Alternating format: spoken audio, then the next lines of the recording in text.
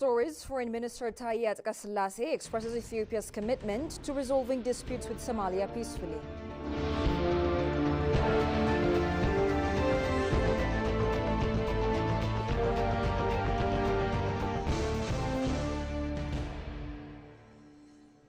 And Denmark pledges to support Ethiopia's Green Legacy initiative.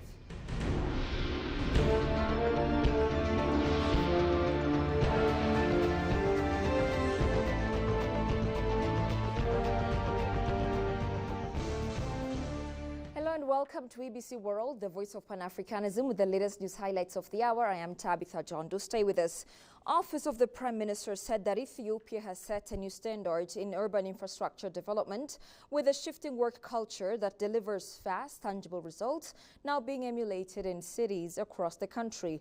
On August 30, 2020, Prime Minister Abiy Ahmed is pictured visiting the Meskel Square reconstruction site where 5,000 dedicated workers were driving the rebuilding efforts, the office recalled in a social media post today.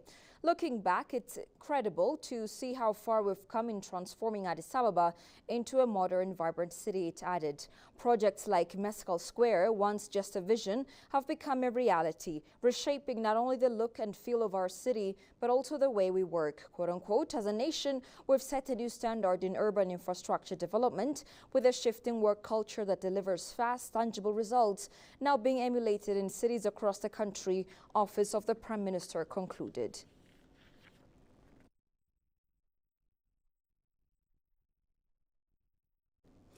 Ethiopian Foreign Affairs Ministry reaffirmed that Ethiopia has a strong political commitment to the implementation of the African Continental Free Trade Area Agreement, AfCFTA. Foreign Minister Ambassador Taye Atqasillase, who received AfCFTA Secretary General Wamkele Mene at his office on Thursday, emphasized that capacity building for institutions and the private sector is critical for the full implementation of the agreement. Secretary General Wamkele Mene appreciated the economic reform measures that Ethiopia has launched recently and said that the measures will facilitate investment, trade, and will benefit Ethiopia from the Free Continental Trade Network.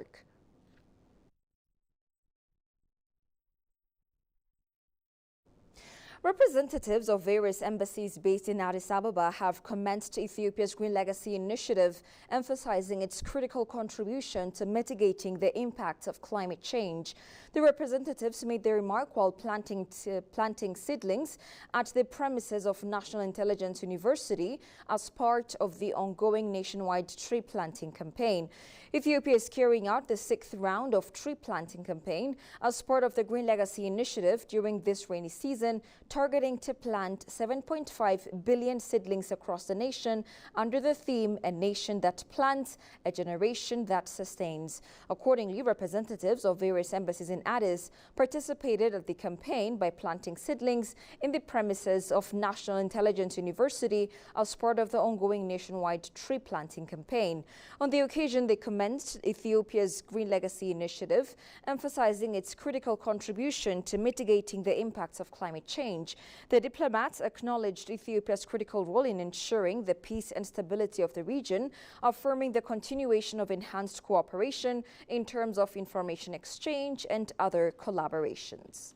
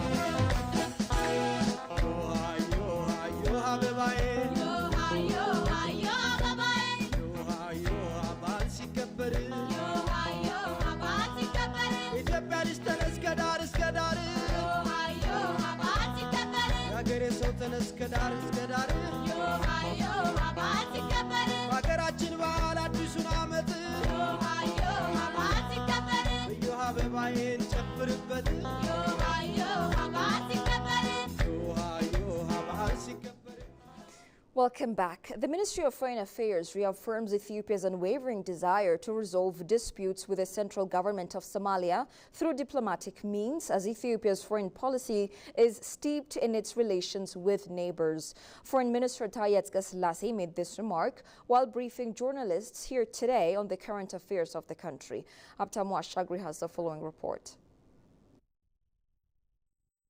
The Ministry of Foreign Affairs reaffirmed Ethiopia's unwavering desire to resolve disputes with the central government of Somalia through diplomatic means, underscoring that Ethiopia's foreign policy is stepped into its relations with neighbors. Ministry of Foreign Affairs Ambassador Taye Atske-Selassie told journalists here today Ethiopia has pitched into Somalia's peace, deploying thousands of its troops to that country at the end of 2005 when turmoil hit hard. Weighing on current issues, Taye said although Ethiopia has worked to narrow the differences with the Somali government after the Memorandum of Understanding with Somaliland, Somali government officials have only been making matters worse, showing little, if any, desire to resolve differences. The Somali officials are intensifying their rhetoric. Such rhetoric and unreasonable preconditions, per se, will indeed be a very stumbling block. Or to put it in a different way, will definitely, put barriers to peace. But having said that, from our side, we are ready for the cause of peace when conditions are right. We're ready for the peace, but the condition must be right. Taye recalled that a series of consultations were held in Nairobi, Kenya and Ankara, Turkey to patch things up between the two nations. He used the occasion to raise the alarm on Somalia government officials, urging them to refrain from standing in the way of Ethiopia's diplomatic initiatives. He said Somalia's current stance on undermine that sacrifices Ethiopia has paid for the peace and stability of the nation. On the other hand, the minister reasserted Ethiopia's unfaltering desire to press ahead with the anti-terror effort in the Horn region. He stated that Ethiopia has long-standing ties with Somalia, adding Addis Ababa will go the distance to elevate economic and cultural ties to Somalia to new heights, de-escalating tensions. Atske-Selassie underscored that Addis Ababa will plow on through diplomatic initiatives to ratchet down frictions with Somalia. There's a prospect of reaching an agreement with Somalia through the Ankara process, a Turkey process. There are a couple of reasons for that. First, we prefer as a country that we are ready for the peaceful settlement of the differences that we have with Somalia, particularly on the MOU. And indeed, with that conviction, that's why we have demonstrated our keenness to engage in peaceful talks. So the foundation is there. Still, all parties, it's very basic, particularly for the other side, must cease hostile statements. Cannot think of going and negotiating with a party that kept on making hostile statements unabatedly, continuously. They have to respect the code of conduct. So that's fundamental. So, but sadly, Ethiopia has requested the access of seas not rely on luxurious reasons. Rather, Ethiopia is asking it for its fundamental reason to overtake the nation's economy as well as to utilize legitimate right, Taye stressed. We respect the sovereignty and territorial integrity of Somalia. What we have been asking is that what we need is a reliable and dependable sea outlet. Because as a country, as a big country,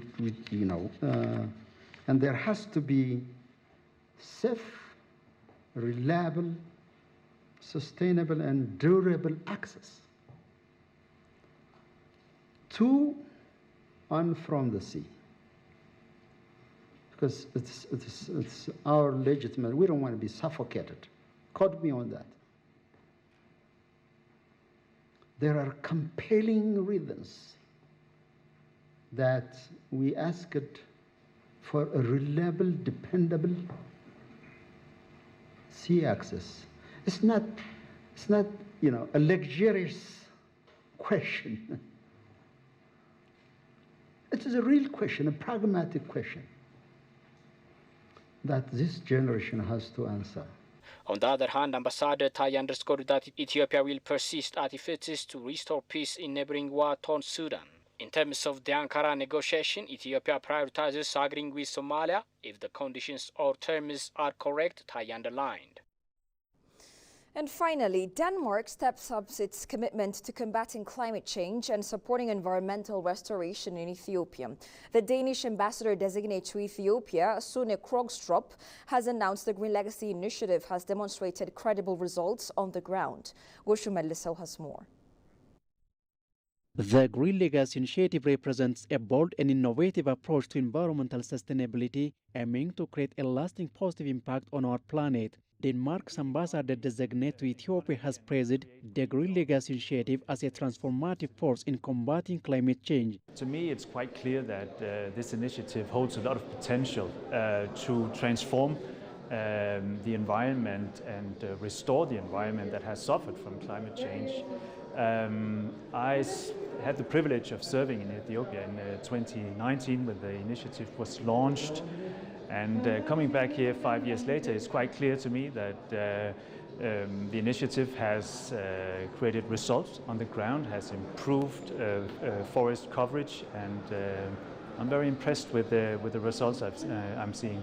The designate ambassador reaffirmed the Danish government is set to provide additional backing to Ethiopia's ambitious forestry program. In order to continue to make progress, Ethiopia needs additional financing support from the international community. My government is in the process of preparing and planning additional support to the forestry sector in Ethiopia. So we hope to be able to answer this call from the Ethiopian government very soon. Krogstrup emphasized that building a green economy is crucial for enhancing climate-smart agriculture and creating green jobs. Green economies and economy and create green jobs, if you will, is absolutely key.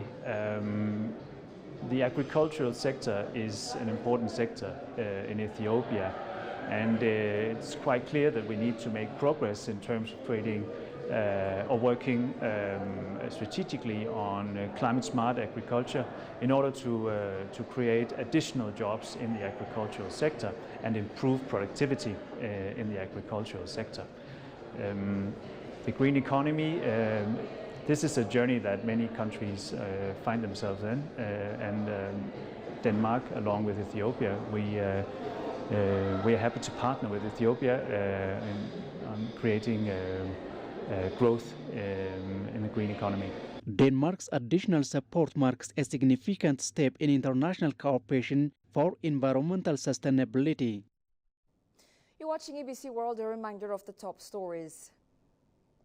Foreign Minister Taye Atqassilase expresses Ethiopia's commitment to resolving disputes with Somalia peacefully.